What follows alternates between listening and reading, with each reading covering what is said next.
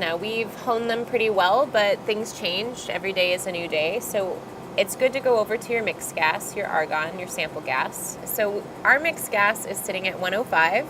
That's what it was for our whole tune setting. But I'm just going to see if we can do a little bit better in terms of signal intensity, but also signal stability. So mixed gas, because it's actually carrying our sample gas, as is our helium that I'll show you on the laser side. Are there important components to check in with when you're tuning? So is 105 the best? I don't know. Let's change it to 104 and see how that changes our signal. But now that I've had some time to look at 104, I'm going to go back to 105 and see how they differ. Now, if I can't see any changes, I usually go with the one I tuned on, just because it's probably been the setting that's been working the best. That's why it's saved that way. But let's go up to 106 now, see how that looks.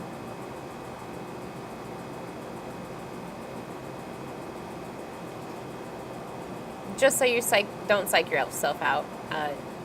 If you are seeing really giant changes, again, check your crystal. Make sure you're not going over an inclusion or a crack or crossing another raster line, which is pretty important when you're looking at mixed gas, because it does affect stability. So just make sure it's actually what you're changing and not the integrity of the crystal that's affecting what you're seeing.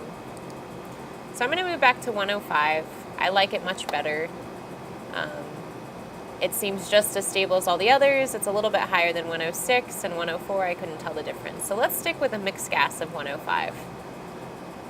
Now we're going to look at the laser side and look at MFC1 and MFC2, which is our helium carrier gas coming directly from the laser. This mixed gas is coming from our argon that's just meeting up with the helium in the torch box. So they're both meeting at the torch head though, so we need to check both. MFC1 currently sits at 0.1 liters per minute. We're just going to go up and down a few clicks to see if we can improve our signal. So just verify on the laser computer that your little arrow is where you need it. And now I'm going to start to go up, and I'm going to watch my mass spec screen to see any signal changes.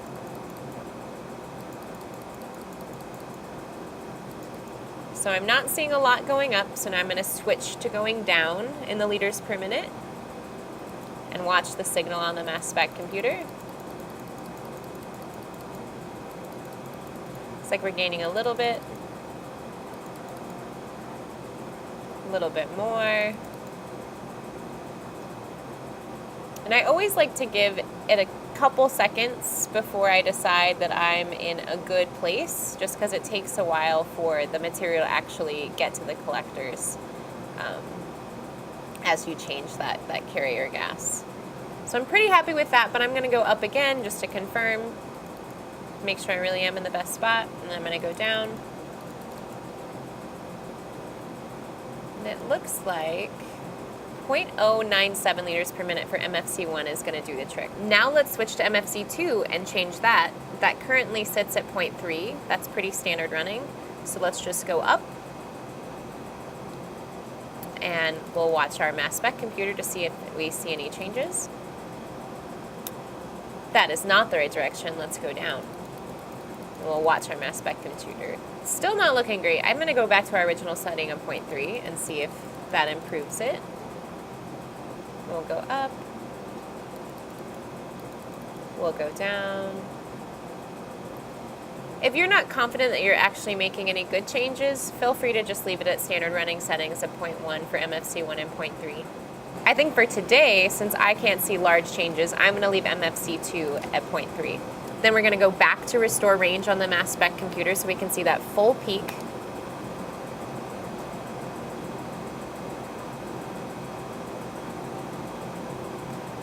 One important thing to note on the laser software is that when you go from right to left, you'll always have a signal reduction.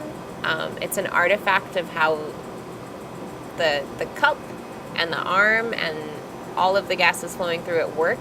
So if you've noticed, 300 millivolts of signal drop and suddenly you're just going right to left versus left to right, don't worry. That happens to all of us. It's a bummer.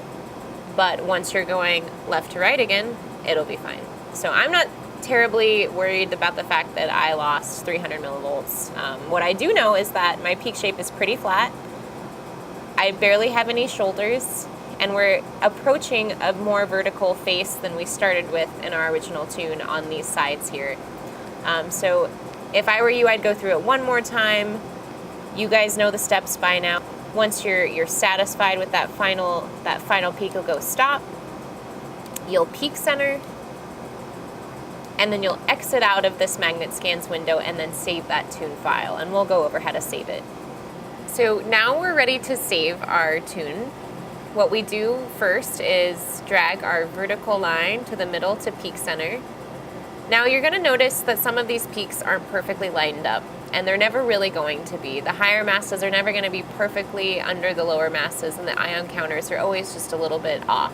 So you just find the point at which you are in the flattest section, the most middle of each of those peaks. So if that means you're a little bit to the right on the ion countered peaks, that's okay. You mostly want your uranium and all of your leads to be pretty symmetrical. So the ion counters may be kind of shifted, and that's all right. So this is, to me, my best midpoint. I'm on the flattest part of all of them.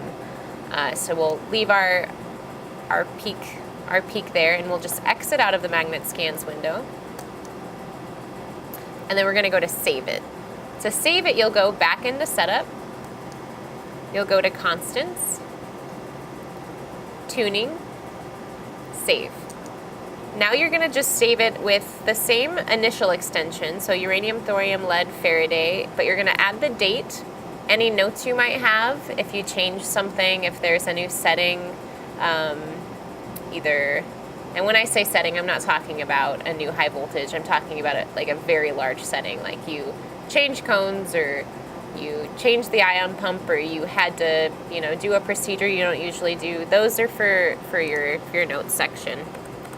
So I'm going to add the date. We didn't do any major changes, so I'll just add my initials at the end. So today is the 11th of May,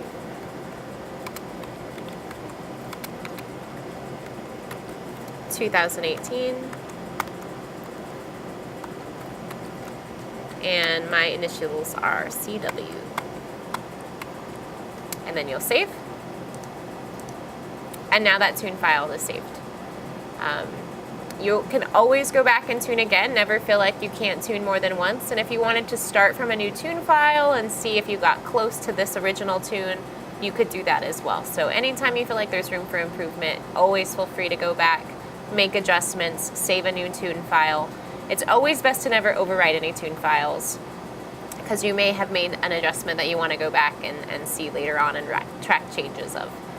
But that concludes tuning, and there'll be more of that for ion counters and also hafnium.